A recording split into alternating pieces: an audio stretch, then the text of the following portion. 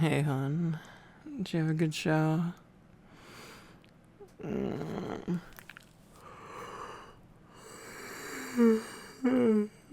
too sleepy. Yeah.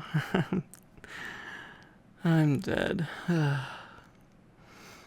I'm fine. It's just long day. And I am a sleepy little panda. Oh, you brought me tea. You beautiful person. Oh my god, I love you. Is it Earl Grey? Ah, yes. Thank you. I hope there's a absolutely appalling amount of sugar in here. Thank you. Hey, I'm a sweet guy, right? Let me have my sugary drink, okay? Let me have my sugary tea. My very hot sugary tea. Oh, thank you. Yeah, I'm a sweet guy, but only for you. Only for you. Now come into bed. I want to cuddle you. I'm sleepy, but I need my teddy bear first. Yeah, that would be you.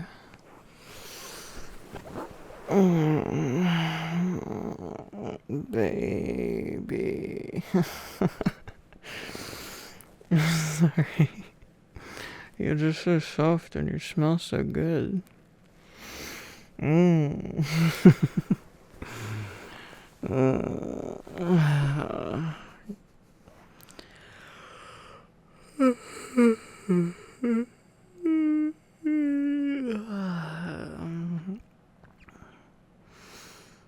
No, we didn't have to head to bed just yet. I know that's a bit counterintuitive considering I just said I was tired, but I'm still kinda awake tired. I think I still need to be up for like another 30 minutes before my body will let me crash. And the sugary tea is probably not helpful to that, but that's fine. Yeah, let's just relax together for a bit.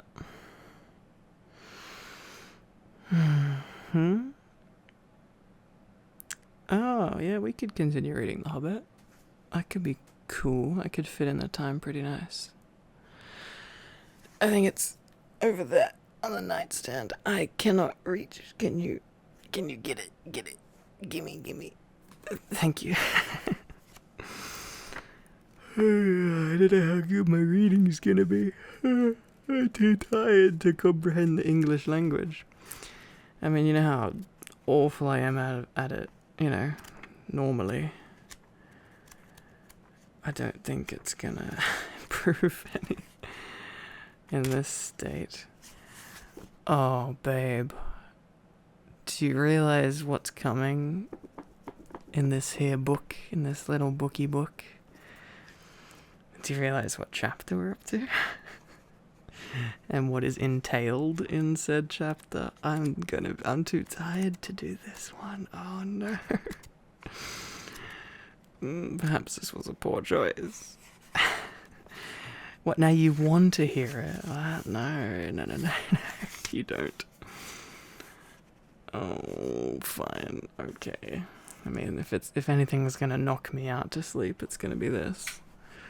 So, reading in general. So I guess it's... I don't know, I'm gonna just shut up and start reading this. Hang on, I want to have another sip of my tea. I gotta warm up the vocal cords if you, foreshadowing. Man, you really did make this fresh. This is hot. Hot. Almost as hot as you are, babe. Yeah.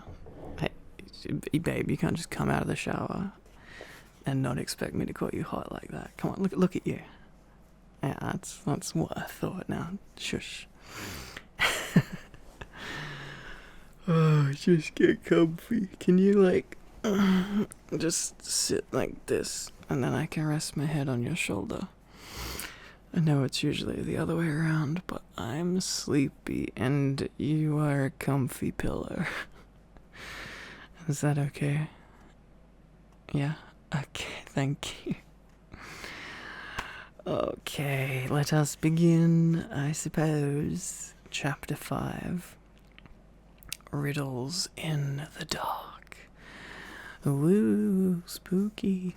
So, last we left off, our dear friend Bilbo, Mr. Baggins, the dwarves were running away from the goblins in the caves. And Mr. Bilbo took a tumble and bumped his head on a hard rock. And who knows where he's at now. He's gone skis. But I guess I guess we're about to find out. Alright, that's enough. There's your recap. Riddles in the Dark. So, when Bilbo opened his eyes, he wondered if he had, for it was just as dark as with them shut. This is making me tired already. I want to close my eyes. No one was anywhere near him. Just imagine his fright. He could hear nothing, see nothing, and he could feel nothing except the stone of the floor. Very slowly he got up and groped about on all fours till he touched the wall of the tunnel, but neither up nor down it could he find anything. Nothing at all. No sign of goblins, no sign of dwarves. His head was swimming, and he was far from certain even of the direction they had been going in when he had his fall. He guessed as well as he could, and crawled along for a good way, till suddenly his hand met what felt like a tiny ring of cold metal lying on the floor of the tunnel. It was a turning point in his career, but he did not know it. Oh my gosh, it's the ring. Ah. He put the ring in his pocket almost without thinking. Certainly it did not seem of any particular use at the moment. He did not go much further, but sat down on the cold floor and gave himself up to complete miserableness. For a long while, he thought of himself frying bacon and eggs in his own kitchen at home, for he could feel inside that it was high time for some meal or other, but that only made him miserabler. We're just going to pretend that miserabler is an acceptable word. I disagree. More miserable? This old English, I tell you. Archaic, I tell you. He could not think what to do, nor could he think what had happened, or why he had been left behind, or why, if he had been left behind, the goblins had not caught him, or even why his head was so sore. The truth was, he had been lying quiet, out of sight and out of mind, in a very dark corner for a long while. After some time, he felt for his pipe. My dude's got his priorities, apparently. It was not broken, and that was something. Then he felt for his pouch, and there was some tobacco in it, and that was something more. Then he felt for matches, and he could not find any at all, and that shattered his hopes completely. It's okay, Bilbo, it's good for your lungs. Just as well for him. Shh. Just as well for him as he agreed when he came to his senses. Goodness knows what the striking of matches and the smell of tobacco would have brought on him out of dark holes in that horrible place. Still, at the moment, he felt very crushed. But in slapping all his pockets and feeling all round himself for matches, his hand came on the hilt of his little sword, the little dagger that he got from the trolls, and that he had quite forgotten. Not fortunately had the goblins noticed it, as he wore it inside his breeches. He hid it from them. Now he drew it out. It shone pale and dim before his eyes. So it is an elvish blade too, he thought, and goblins are not very near, and yet not far enough. But somehow he was comforted. It was rather splendid to be wearing a blade made in Gondolin for the Goblin Wars, of which so many songs had sung. And also, he had noticed that such weapons made a great impression on goblins that came upon them suddenly. Go back, he thought? No good at all. Go sideways? Impossible. Go forward? Only thing to do. On we go. So up he got, and trotted along with his little sword held in front of him, and one hand feeling the wall, and his heart all of a patter and a pitter. That's me when you come in a bathrobe from a shower. Just saying. Shh. Now certainly, Bilbo was in what is called a tight place.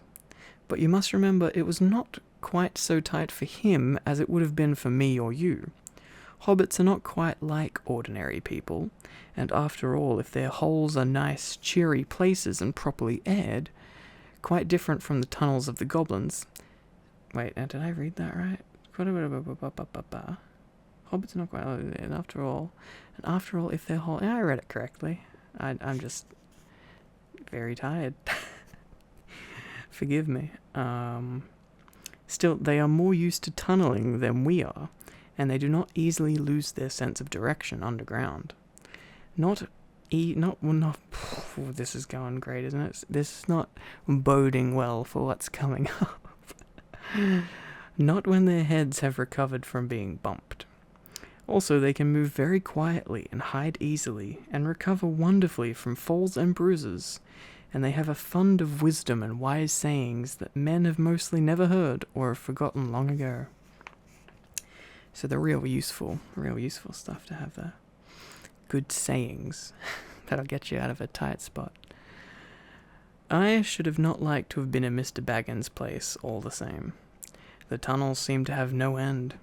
All he knew that it was still going down pretty steadily and keeping in the same direction in spite of a twist and a turn or two. There were passages leading off to the side every now and then, as he knew by the glimmer of his sword, or could feel with his hand on the wall. Of these he took no notice, except to hurry past, for fear of goblins, or half-imagined dark things coming out of them.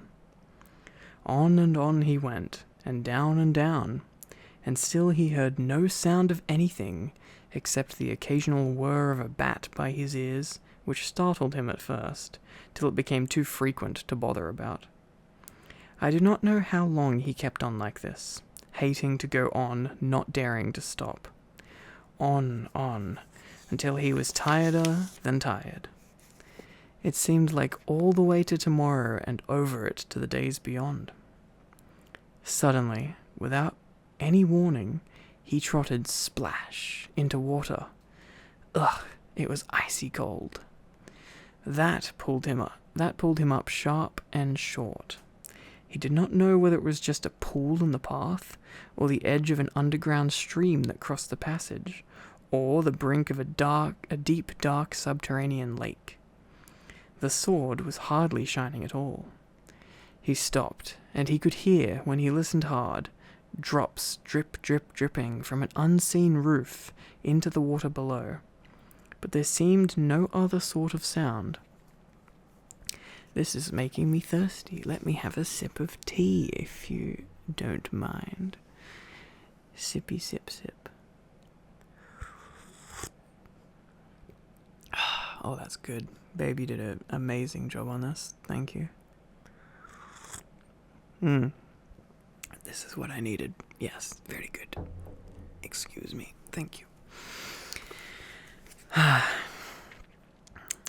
You good? You comfy? You still good with me? Leaning against your shoulder. You're such a comfy pillow. Okay, I'll continue. So, it is a pool or a lake, and not an underground river, he thought. Still, he did not dare to wade out into the darkness. He could not swim, and he thought too of nasty, slimy things, with big, bulging, blind eyes wriggling in the water. There are strange things living in the pools and lakes in the hearts of mountains. Fish whose fathers swam in, goodness only knows how many years ago, and never swam out again, while their eyes grew bigger and bigger and bigger from trying to see in the blackness. Also, there are other things more slimy than fish. Even in the tunnels and caves the goblins have made for themselves, there are other things living unbeknown to them that have sneaked in from outside to lie up in the dark. Some of these caves, too, go back in their beginnings to ages before the goblins, who only widened them and joined them up with passages, and the original owners are still there, in odd corners, slinking and nosing about. Deep down here, by the dark water, lived old Gollum, a small slimy creature. I don't know where he came from, nor who or what he was. He was Gollum, as dark as darkness, except for two big, round, pale eyes in his thin face. He had a little boat, and he rowed about quietly on the lake. For the lake it was, wide and deep and deadly cold. He paddled it with large feet dangling over the side, but never a ripple did he make. Not he. He was looking out of his pale, lamp-like eyes for blind fish, which he grabbed with his long fingers as quick as thinking. He liked meat, too. Goblin, he thought good, when he could get it, but he took care they never found him out. He just throttled them from behind if they ever came down alone anywhere near the edge of the water while he was prowling about. They very seldom did, for they had a feeling that something unpleasant was lurking down there, down at the very roots of the mountain. They had come on the lake when they were tunneling down long ago, and they had found they could go no further. So there their road ended in that direction, and there was no reason to go that way, unless the great goblin sent them. Sometimes he took a fancy for fish from the lake, and sometimes neither goblin nor fish came back. It's a very risky fish dinner to get. Damn. Actually, Gollum lived on a slimy island of rock in the middle of the lake. He was watching Bilbo now, from the distance, with his pale eyes like telescopes. Bilbo could not see him, for he was wondering a lot about Bilbo, for he could see that he was no goblin at all. Gollum got into his boat and shot off from the island, while Bilbo was sitting on the brink altogether flummoxed, and at the end of his way and his wits. Suddenly up came Gollum and whispered and hissed, "Bless us and splash us, my precious." I guess it's a choice. I can't do a Gollum impression. I can't do it. I'm too tired to put effort into this. I tried for like a second. Please. Oh, this is why I was dreading this chapter. I gotta pull up my Gollum impression. Oh, no. I cannot do Gollum at all. Bless us and splash us, my precious. I guess it's a choice feast. At least a tasty morsel it'll make us, Gollum. And when he said Gollum, he made a horrible swallowing noise in his throat. That is how he got his name, though he always called himself my precious. My precious. You're gonna have to deal with my terrible impression. I'm sorry. The Hobbit jumped nearly out of his skin when the hiss came into his ears, and he suddenly saw the pale eyes sticking out at him. "Who are you?" he said, thrusting his dagger in front of him. "What is he, my precious?" whispered Gollum, who always spoke to himself, though through never having anyone else to speak to. This is what he had come to find out, for he was not really very hungry at the moment, only curious. Otherwise he would have grabbed first and whispered afterwards. "I am Mr. Bilbo Baggins. I have lost the dwarves, and I have lost the wizard, and I don't know where I am. And I don't want to know, if only I can get away." "What's he got in his handses?" said Gollum, looking at the sword, which he did not quite like. A sword, a blade which came out of Gondolin. "Sss," said Gollum, and became quite polite. "P'raps he sits here and chats with it a bitsy, my precious." "It likes riddles, p'raps it does. Does it?" This is a terrible Gollum. I should have practiced. Let me drink some tea. My throat's going to get annihilated if I actually attempt this. Oh, goodness. He was anxious to appear friendly, at any rate for the moment, and until he found out more about the sword and the Hobbit, whether he was quite alone really, whether he was good to eat, and whether Gollum was really hungry. Riddles were all that he could think of. Asking them, and sometimes guessing them, had been the only game he had ever played with other funny creatures sitting in their holes in the long, long ago, before he lost all his friends and was driven away, alone, and crept down, down, down into the dark under the mountains.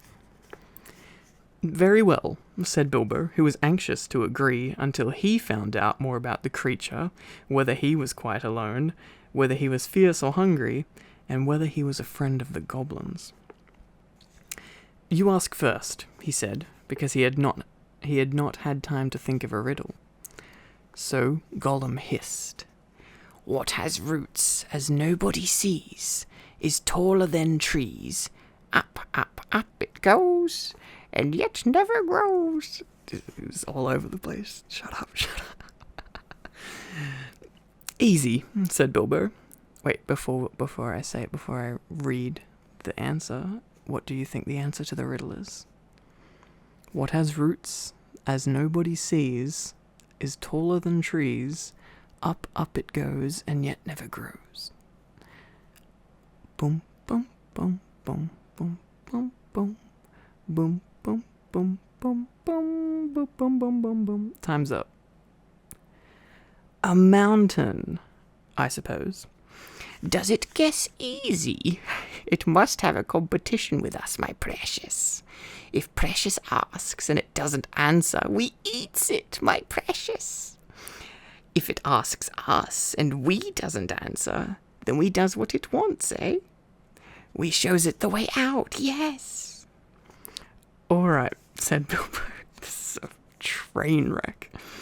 "All right," said Bilbo, not daring to disagree, and nearly bursting his brain to think of riddles that could save him from being eaten. 30 white horses on a red hill, first they champ, then they stamp, then they stand still." That was all he could think of to ask. The idea of eating was rather on his mind. It was rather an old one too, and Gollum knew the answer as well as you do. "Chestnuts, chestnuts," he hissed. "Teeth, teeth, my precious. But we only has 6. My dude needs some proper dental care. Then he asked his second. "Voiceless it cries, wingless flutters, toothless bites, mouthless mutters." "Half a moment," cried Bilbo, who was still thinking uncomfortably about eating. Fortunately, he had once heard something rather like this before, and getting his wits back, he thought of an answer. "Wind, wind, of course," he said, and he was so pleased that he made up one on the spot. This'll puzzle the nasty little underground creature, he thought. Excuse me. Excusez-moi. I need to drink more tea. That is what that burp is telling me. I don't know how that makes sense, but shh. Oh, it's good tea. Why is it so good? That is a quality cup of Earl Grey. Alright, what's the riddle that he came up with? An eye in a blue face saw an eye in a green face. That eye is like to this eye, said the first eye, but in a low place, not in a high place. Said Gollum. He had been underground for a long, long time, and he was forgetting this sort of thing. But just as Bilbo was beginning to hope that the wretch would not be able to answer, Gollum brought up memories of ages and ages and ages before, when he had lived with his grandmother in a hole in a bank by a river. "Sss, my precious," he said. "Sun on the daisies, it means, it does." But these ordinary above-ground, everyday sort of riddles were tiring for him. Also, they reminded him of days when he had been less lonely and sneaky and nasty, and that put him out of temper. What is more, they made him hungry, so this time he tried something a bit more difficult and more unpleasant. "It cannot be seen, cannot be felt, cannot be heard, cannot be smelt. It lies behind stars and under hills, and empty holes it fills. It comes first and follows after, ends life, kills laughter." Unfortunately for Gollum, Bilbo had heard that sort of thing before, and the answer was all around him anyway. "The dark," he said, without even scratching his head or putting on his thinking cap. My boy's just got a thinking cap in his back pocket. "A box without hinges, key or lid, yet golden treasure inside is hid." He asked to gain time until he could think of a really hard one. This he thought a dreadfully easy chestnut, though he had not asked it in the usual words. But it proved a nasty poser for Gollum. He hissed to himself, and still he did not answer. He whispered and spluttered. After some while, Bilbo became impatient. Excuse me. "Well, what is it?" he said. "The answer's not a kettle boiling over, as you seem to think from the noise you are making." "Give us a chance. Let us give us a chance, my precious." Gollum's gone off the frickin' tracks with this impression. "Well," said Bilbo, after giving him a long chance, "what about your guess?" But suddenly Gollum remembered thieving from nests long ago, and sitting under the riverbank teaching his grandmother to suck "Eggses," he hissed. "Eggses it is." That's eggs, by the way, if you wanted me to translate, Gollum's speech to English for you. Then he asked, "Alive without breath, as cold as dark, never thirsty, ever drinking, all in mail, never clinking." He also, in his turn, thought this was a dreadfully easy one because he was always thinking of the answer. But he could not remember anything better at the moment. He was so flustered by the egg question. All the same, it was a poser for poor Bilbo, who never had anything to do with water if he could help it. I imagine you know the answer, of course, or can guess it as easy as winking, since you are sitting comfortably at home and have not the danger of being eaten to disturb your thinking. That's a fair point. Bilbo sat and cleared his throat once or twice, but no answer came.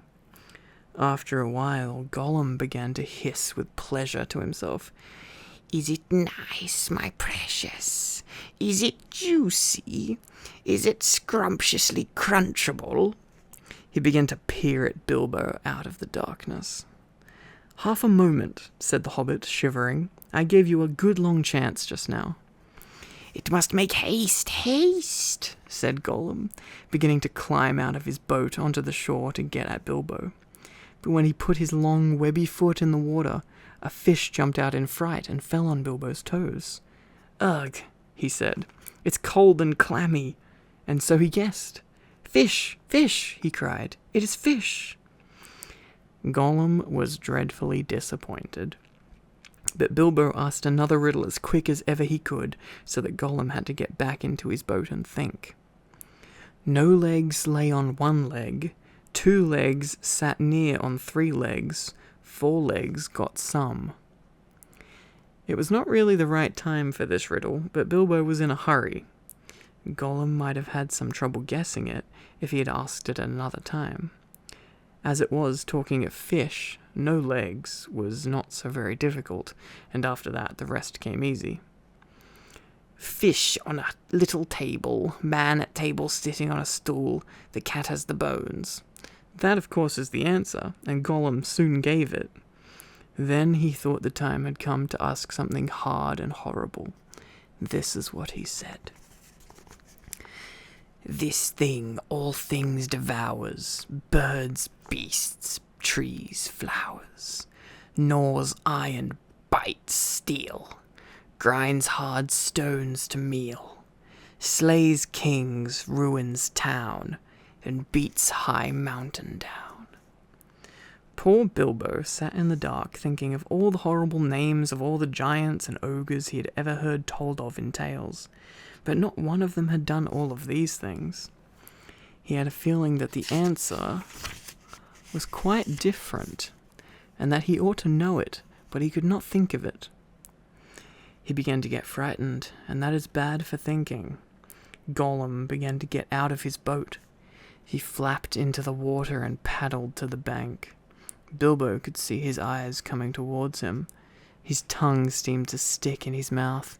He wanted to shout out, "Give me some more time! Give me time!"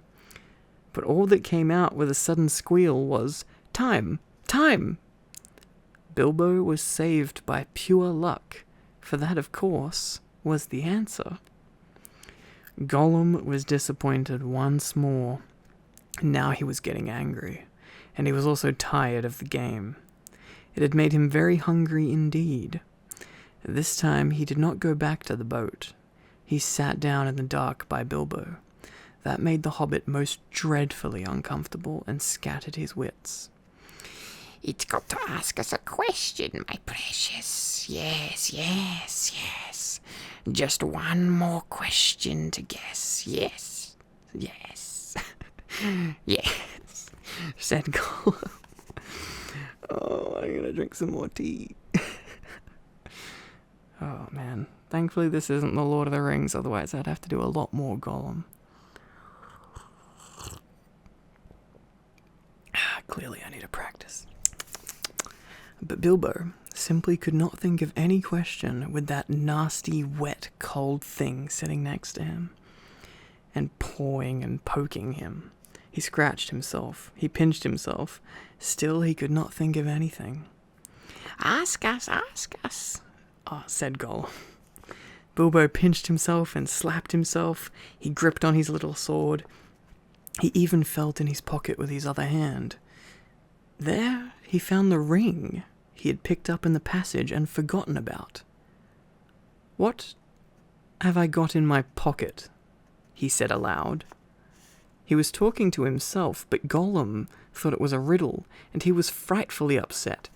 Not fair, he hissed. It isn't fair, my precious, is it, to ask us what it got in its nasty little pocketses? Bilbo, seeing what had happened and having nothing better to ask, stuck to his question. "What have I got in my pocket?" he said, louder. "Sss," hissed Gollum. "It must give us 3 guesses, my precious, 3 guesses." "Very well, guess away," said Bilbo. "Hanses," said Gollum. "Wrong," said Bilbo, who had luckily just taken his hand out again. "Guess again." "Sss," said Gollum, more upset than ever. This guy's you could mistake him for a snake with all this hissing he's doing. He thought of all the things he kept in his own pockets. Fish bones, goblin's teeth, wet shells, a bit of bat wing, a sharp stone to sharpen his fangs on, and other nasty things.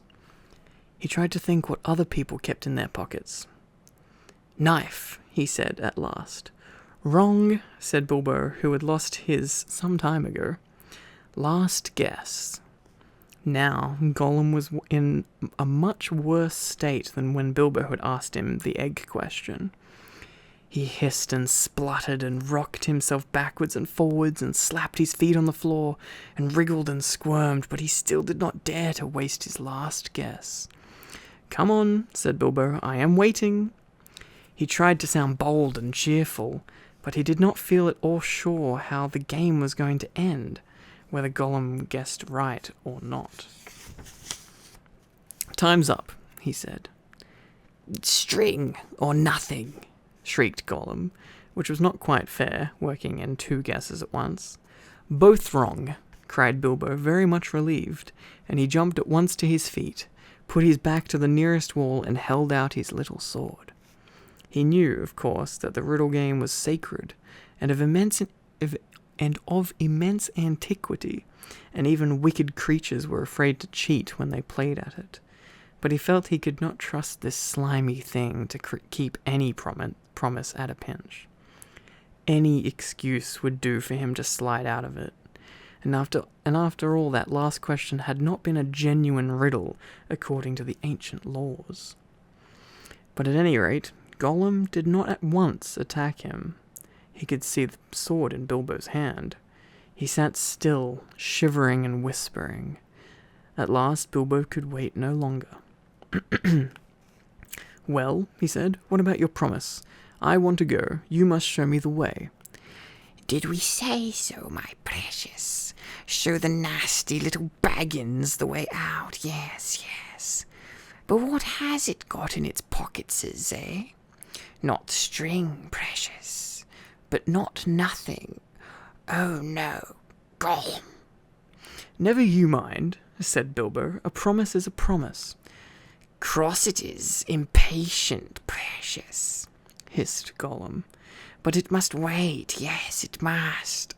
We can't go up the tunnels so hasty. We must go and get some things first, yes, things to help us." His fucking voice, Jesus Christ. "Well, hurry up," said Bilbo, relieved to think of Gollum going away. He thought he was just making an excuse and did not mean to come back. What was Gollum talking about? What useful thing could he keep out on the dark lake? But he was wrong. Gollum did mean to come back.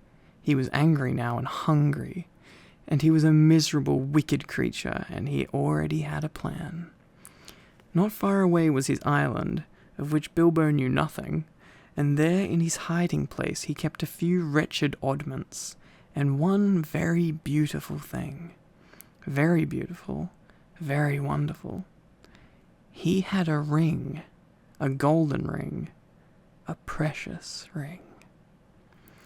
"My birthday present," he whispered to himself, as he had often done in the endless dark days. "That's what we wants now. Yes, we wants it." He wanted it because it was a ring of power, and if you slipped that ring on your finger, you were invisible. Only in the full sunlight could you be seen, and then only by your shadow, and that would be shaky and faint. "My birthday present, it came to me on my birthday, my precious." So he had always said to himself, but who knows how Gollum came by that present, ages ago in the old days when such rings were still at large in the world. Perhaps even the master who ruled them could not have said. Gollum used to wear it at first, till it tired him, and then he kept it in a pouch next to his skin, till it gulled him, and now usually he hid it in a hole in the rock on his island, and was always going back to look at it. And still sometimes he put it on when he could not bear to be parted from it any longer, or when he was very, very hungry and tired of fish. Then he would creep along dark passages looking for stray goblins. He might even venture into places where the torches were lit and made his eyes blink and smart, for he would be safe. Oh yes, quite safe. No one would see him, no one would notice him, till he had his fingers on their throat. Only a few hours ago he had worn it, and caught a small goblin imp. How it squeaked! He still had a bone or two left to gnaw, but he wanted something softer. "Quite safe, yes," he whispered to himself. "It won't see us, will it, my precious? No, it won't see us, and its nasty little sword will be useless. Yes, quite." That is what was in his wicked little mind, as he slipped suddenly from Bilbo's side, and flapped back to his boat, and went off into the dark. Tea break. This Gollum voice is ruining me. I'm not even doing a good one.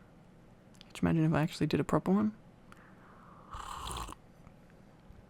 I'd have no voice left after that.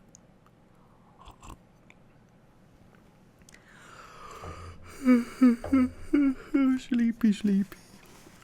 How you doing, babe? You still there with me? Are you entertained by this? Oh, bloody hell. Carrying on. Bilbo thought he had heard the last of him. Still, he waited a while, for he had no idea how to find his way out alone. Suddenly, he heard a screech. It sent a shiver down his back. Gollum was cursing and wailing away in the gloom, not very far off by the sound of it. He was on his island, scrabbling here and there, searching and seeking in vain. Where is it? Where is it? Bilbo heard him crying. Lost it is, my precious, lost, lost. Curses and crashes, my precious is lost. Terrible Gollum. What's the matter? Bilbo called. What have you lost? It mustn't ask us, shrieked Gollum. Not its business. No, Gollum. It's lost. Gollum, Gollum, Gollum. Well, so am I, cried Bilbo, and I want to get unlost. And I won the game, and you promised, so come along. Come and let me out, and then go on with your looking. Utterly miserable as Gollum sounded, Bilbo could not find much pity in his heart. And he had a feeling that anything Gollum wanted so much could hardly be something good. Come along, he shouted. No, not yet, precious, Gollum answered. We must search for it. It's lost, Gollum. But you never guessed my last question, and you promised, said Bilbo. Never guessed, said Gollum. Then suddenly out of the gloom came a sharp hiss. What has it got in its pockets? Tell us that. It must tell first. As far as Bilbo knew, there was no particular reason why he should not tell. Gollum's mind had jumped to a guess quicker than his, naturally, for Gollum had brooded for ages on this one thing, and he was always afraid of it being stolen. But Bilbo was annoyed at the delay. After all, he had won the game pretty fairly, at a horrible risk. Answers were to be guessed, not given, he said. But it wasn't a fair question, said Gollum. Not a riddle, precious, no. Oh well, if it's a matter of ordinary questions, Bilbo replied, then I asked one first.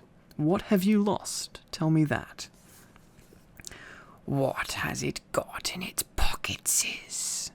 The sound came hissing louder and sharper, and as he looked towards it, to his alarm, Bilbo now saw two small points of light peering at him. As suspicion grew in Gollum's mind, the light of his eyes burned with a pale flame. What have you lost? Bilbo persisted. But now the light in Gollum's eyes had become a green fire, and it was coming swiftly nearer. Gollum was in his boat again, paddling wildly back to the dark shore, and such a rage of loss and suspicion was in his heart that no sword had any more terror for him. Bilbo could not guess what had maddened the wretched creature, but he saw that all was up, and that Gollum meant to murder him at any rate. Just in time he turned and ran blindly back up the dark passage down which he had come, keeping close to the wall and feeling it with his left hand. What has it got in its pockets? He heard the hiss loud behind him, and the splash as Gollum leapt from his boat. What have I wonder? He said to himself as he panted and stumbled along. He put his left hand in his pocket. The ring felt very cold as it quietly slipped onto his groping forefinger. The hiss was close behind him. He turned now and saw Gollum's eyes like small green lamps coming up the slope. Terrified, he tried to run faster, but suddenly he struck his toes on a snag on the floor and fell flat with his little sword under him. In a moment, Gollum was on him, but before Bilbo could do anything, recover his breath, pick himself up, or wave his sword, Gollum passed by, taking no notice of him, cursing and whispering as he ran. What could it mean? Gollum could see in the dark. Bilbo could see the light of his eyes palely shining even from behind. Painfully he got up and sheathed his sword, which was now glowing faintly again. Then very cautiously he followed. There seemed nothing else to do. It was no good crawling back down to Gollum's water. Perhaps if he followed him, Gollum might lead him to some way of escape without meaning to. Curse it, curse it, curse it, Hissed Gollum. curse the Baggins, it's gone. What has it got in its pockets? Oh, we guess, my precious. He's found it, yes, he must have, my birthday present. Bilbo pricked up his ears. He was at last beginning to guess himself. He hurried a little, getting as close as he dared behind Gollum, who was still going quickly, not looking back, but turning his head from side to side, as Bilbo could see from the faint glimmer on the walls. My birthday present, curse it. How did we lose it, my precious? Yes, that's it, when we came this way last, when we twisted that nasty young squeaker. That's it, curse it. It slipped from us after all these ages and ages. It's gone, Gollum. Suddenly, Gollum sat down and began to weep, a whistling and gurgling sound horrible to listen to. Bilbo halted and flattened himself against the tunnel wall. After a while, Gollum stopped weeping and began to talk. He seemed to be having an argument with himself. It's no good going back there to search, no. We doesn't remember all the places we visited, and it's no use. The Baggins has got it in its pocketses. The nasty noser has found it, we says. We guess, precious, only guesses. What the fuck? Shh. I'm doing the split personality, alright? There's two voices. It has to sound different somehow. We can't know till we find the nasty creature and squeezes it. But it doesn't know what the present can do, does it? It'll just keep it in its pocketses. It doesn't know and it can't go far. It's lost itself, the nasty, nosy thing. It doesn't know the way out. It said so. It said so, yes, but it's tricksy. It doesn't say what it means. It won't say what it's got in its pocketses. It knows a way in. It must know a way out, yes. It's off to the back door, that's it. The goblins will catch it then. It can't get out that way, precious. Shh, goblins. Yes, but if it's got the present, our precious present, then goblins will get it, Gollum. They'll find it. They'll find out what it does. We shan't ever be safe again. Never, Gollum. One of the goblins will put it on, and then no one will see him. He'll be there, but not seen. Not even our clever eyes will notice him, and he'll come creepsy and tricksy and catch us. Gollum. Then let's step talking, precious, and make haste. If the Baggins has gone that way, we must go quick and see. Go. Not far now. Make haste. With a spring, Gollum got up and started shambling off at a great pace. Bilbo hurried after him, still cautiously, though his chief fear now was of tripping on another snag and falling with a noise. His head was in a whirl of hope and wonder. It seemed that the ring he had was a magic ring. It made you invisible. He had heard of such things, of course, in old tales, but it was hard to believe that he really had found one by accident. Still, there it was. Gollum with his bright eyes had passed him by only a yard to one side. On they went, Gollum flip-flapping ahead, hissing and cursing, Bilbo behind, going as softly as a hobbit can. Soon they came to places where, as Bilbo had noticed on the way down, side passages opened, this way and that. Gollum began at once to count them. 1 left, yes. 1 right, yes. 2 right, yes, yes. 2 left, yes, yes. And so on and so on. As the count grew, he slowed down and he began to get shaky and weepy, for he was leaving the water further and further behind, and he was getting afraid.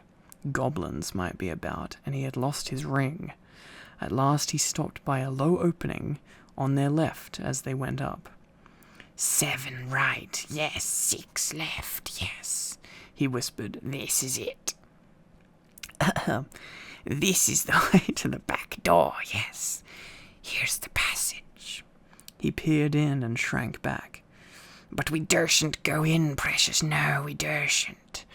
Goblins is down there, lots of goblins is. We smells them. What shall we do? Curse them and crush them? We must wait here, precious, wait a bit and see.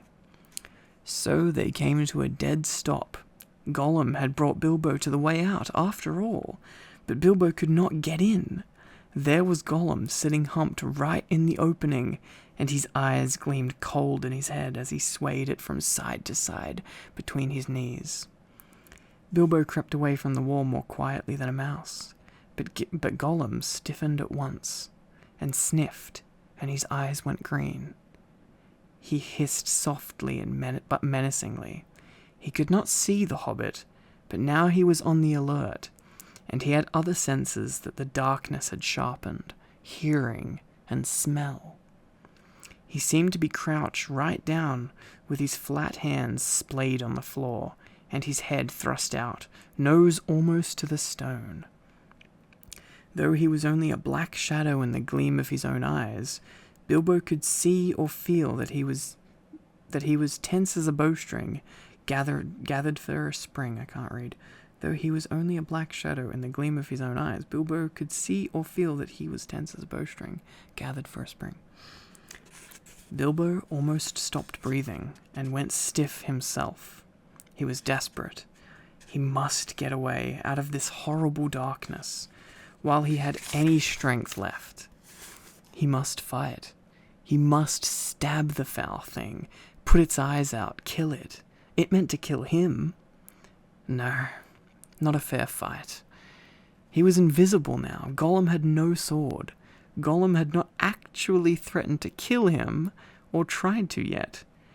And he was miserable, alone, lost. A sudden understanding, a pity mixed with horror, welled up in Bilbo's heart. A glimpse of endless, unmarked days without light or hope of betterment, hard stone, cold fish, sneaking and whispering. All these thoughts passed in a flash of a second.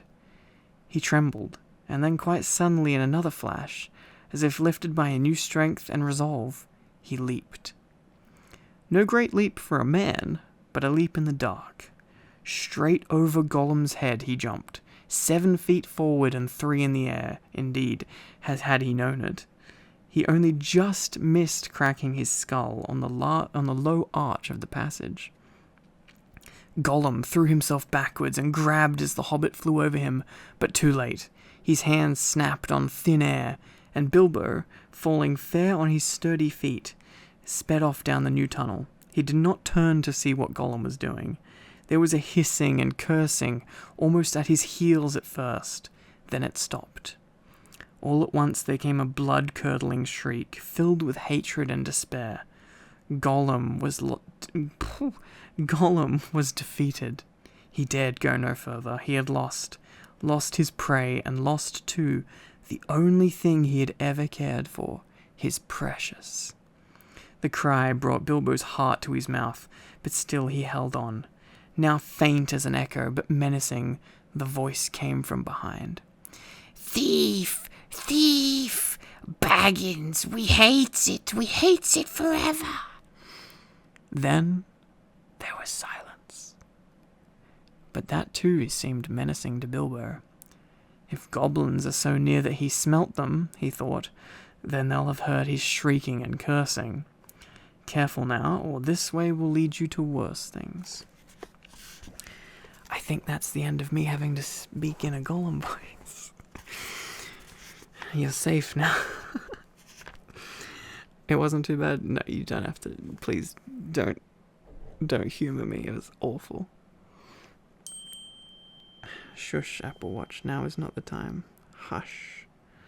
Let me drink some tea. We have a little bit left to go.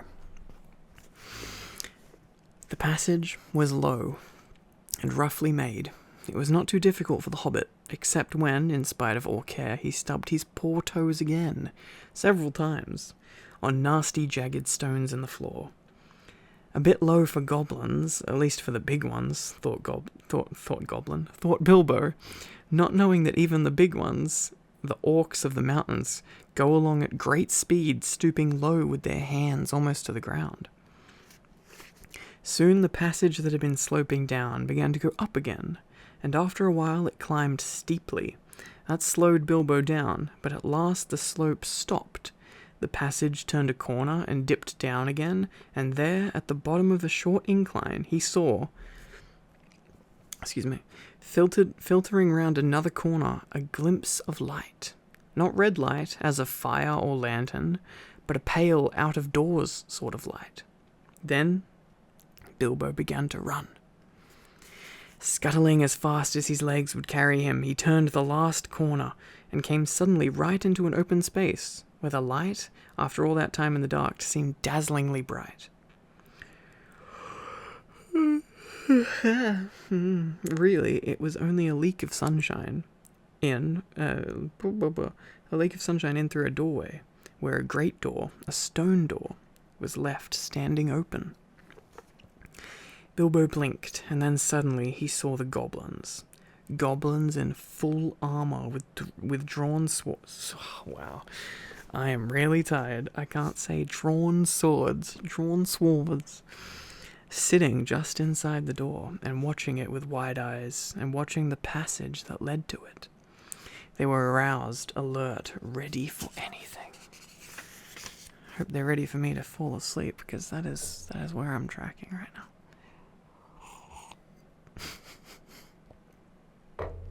You're so comfy too. Your shoulder is not making this easy. I'm trying to stay awake here. I'm trying to keep the energy up so I am conscious. They saw him sooner than he saw them. Yes, they saw him. Whether it was an accident or a last trick of the ring before it took a new master, it was not on his finger. With yells of delight, the goblins rushed upon him. With a pang of fear and loss, like an echo of Gollum's misery, smote Bilbo, and forgetting even to draw his sword, he stuck his hands into his pockets. And there was the ring still in his left pocket, and it slipped on his finger. The goblins stopped short. They could not see a sign of him. He had vanished. They yelled twice as loud as before, but not so delightedly. "Where is it?" they cried. "Go back up the passage," some shouted. This way," some yelled. "That way," others yelled. "Look out for the door," bellowed the captain. Whistles blew, armor clashed, swords rattled. Goblins cursed and swore, and ran hither and thither, falling over one another and getting very angry. There was a terrible outcry, to-do and disturbance. Bilbo was dreadfully frightened, but he had the sense to understand what had happened, and to sneak behind a big barrel which held drink for the goblin guards, and so get out of the way and avoid being bumped into, trampled to death, or caught by feel. I must get to the door, he kept on saying to himself, but it was a long time before he ventured to try. And then it was like a horrible game of blind man's bluff. Bluff. The place was full of goblins running about, and the poor little hobbit dodged this way and that, was knocked over by a goblin who could not make out what he had bumped into, scrambled away on all fours, slipped between the legs of the captain just in time, got up, and ran for the door. It was still ajar, but a goblin had pushed it nearly to. Bilbo struggled, but he could not move it. He tried to squeeze through the crack. He squeezed and squeezed, and he stuck. It was awful. His buttons had got wedged on the edge of the door and the doorpost. He could see outside into the open air. There were a few steps running down into a narrow valley between tall mountains. The sun came out from behind a cloud and shone bright on the outside of the door, but he could not get through. Suddenly, one of the goblins inside shouted, "There's a shadow by the door! Something is outside!" Bilbo's heart jumped into his mouth. He gave a terrific squirm. Buttons burst off in all directions. He was through, with a torn coat and waistcoat, leaping down the steps like a goat, while bewildered goblins were still picking up his nice brass buttons on the doorstep. Of course, they soon came down after him, hooting and hallooing and hunting among the trees. But they didn't like the sun. It makes their legs wobble and their heads giddy. They could not find Bilbo with the ring on, slipping in and out of shadow of the trees, running quick and quiet, and keeping out of the sun. So soon, they went back to grumbling and cursing to guard the door. Bilbo had escaped. Yay! And that is the end of Riddles in the Dark. Wow. And the end of my terrible Gollum impression. Andy Serkis would not be impressed, I'm sure. Gollum.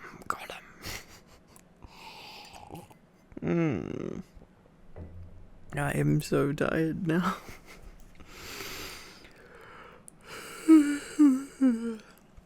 What'd you think of that, babe? That was an adventure and a half for dear old Bilbo. Yeah, Gollum's he's a little friend, isn't he?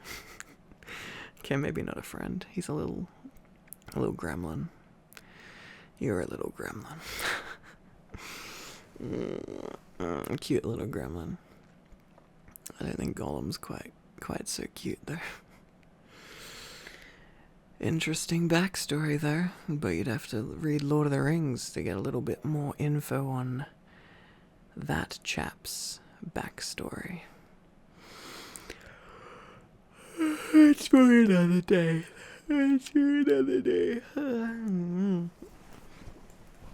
That went longer than I thought it would. I think I'm ready to sleep now. You too. And I saw you drifting off halfway through that. I guess my Gollum impression was good for one thing. Keeping you awake long enough to finish the chapter. And now we can fall asleep together.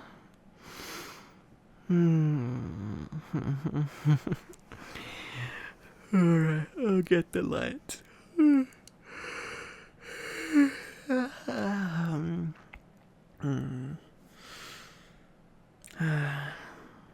Alright. We'll see what happens to dear old Bilbo next time. Hopefully he manages to find the dwarves and Gandalf, otherwise he's in the middle of nowhere. At least he's got a magic ring. For better or for worse. That's a story for another time, though. For now it is sleepy time.